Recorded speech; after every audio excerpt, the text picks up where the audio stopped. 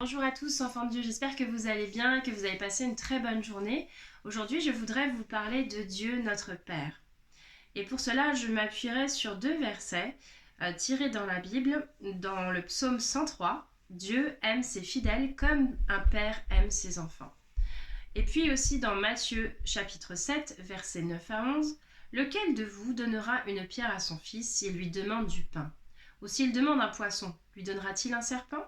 Si donc méchant comme vous l'êtes, vous savez donner de bonnes choses à vos enfants, à combien plus forte raison votre Père qui est dans les cieux donnera-t-il de bonnes choses à ceux qui le lui demandent? En effet, si on devait résumer Dieu, en un mot, nous choisirions le mot amour. Dieu nous a créés par amour, avec amour, et pour aimer. Aimer tous ceux qui nous entourent et l'aimer lui.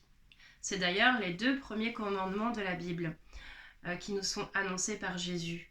Tu aimeras le Seigneur ton Dieu de tout ton cœur, de toute ton âme et de toute ta force. Ça, c'est le premier commandement. Et le deuxième commandement, le Seigneur Jésus nous dit qu'il faut aimer les autres comme lui nous a aimés. Eh bien, c'est un Père rempli d'amour, un amour infini qu'on ne pourrait même pas s'imaginer. Dieu, notre Père, est aussi un créateur. C'est pour ça qu'on l'appelle Papa, parce qu'il nous a créés. Il a créé toutes choses sur la terre, mais il nous a créés, nous aussi, êtres humains, avec nos corps, nos âmes et nos esprits. Eh bien, dans la Bible, nous pouvons avoir plusieurs appellations pour Dieu le Père. Très souvent, il est appelé Éternel, également Seigneur.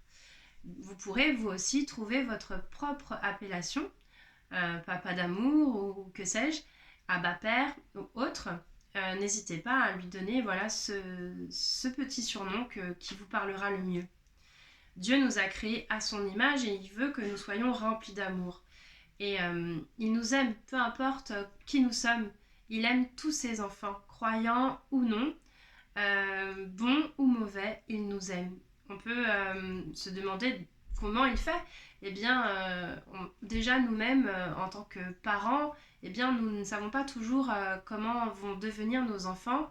Et nous savons que parfois, eh bien, les enfants deviennent adultes et tournent mal.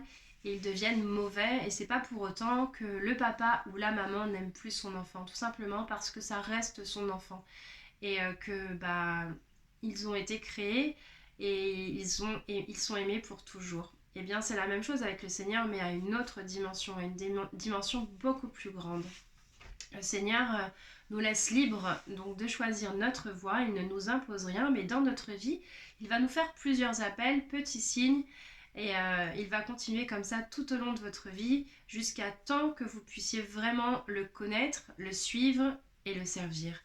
Voilà, son objectif, c'est vraiment de le rejoindre un jour afin que nous puissions être dans un amour infini tous ensemble. Dans la Bible, on entend souvent Dieu le Père. C'est une voix qui s'entend distinctement. Par contre, personne ne témoigne de l'avoir vu. Donc on a tous notre représentation de Dieu le Père. Souvent dans les tableaux, eh bien, on voit comme un papy aux cheveux blancs. Eh bien, chacun a sa représentation de Dieu le Père, et bien qu'on la garde, elle nous aide à mieux le prier. Dans l'Ancien Testament, on constate aussi que Dieu le Père, c'est celui qui éduque, c'est celui qui enseigne et c'est celui qui corrige. Eh bien, c'est un profil un peu plus dur, un papa un peu plus strict, un peu plus sévère, qui nous aime, mais qui nous éduque, qui nous enseigne et qui nous corrige. Et Jésus, quand il viendra sur la terre, et il nous parlera de Dieu le Père parce qu'il le connaît vraiment parfaitement. Il a une relation très forte avec lui et il a une relation de prière vraiment intense. Et il nous le décrit comme quelqu'un de miséricordieux, quelqu'un qui est lent à la colère et quelqu'un qui est plein d'amour. Donc finalement, son portrait, tout au long de la Bible, est complété. Et plus on découvre ses paroles, et bien plus on le connaît et plus on l'aime. Et les apôtres iront jusqu'à demander à Jésus comment prier le Père, parce qu'on se sent parfois un peu perdu, on ne sait pas comment l'aborder.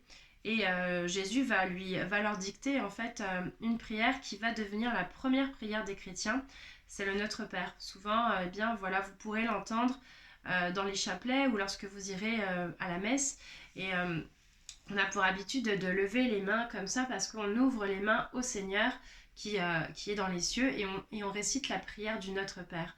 Donc je vais vous la dire. Notre Père qui es aux cieux, que ton nom soit sanctifié, que ton règne vienne, que ta volonté soit faite sur la terre comme au ciel.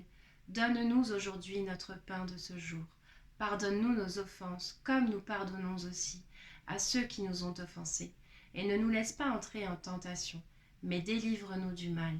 Car c'est à toi qu'appartiennent le règne, la puissance et la gloire, pour les siècles des siècles. Amen.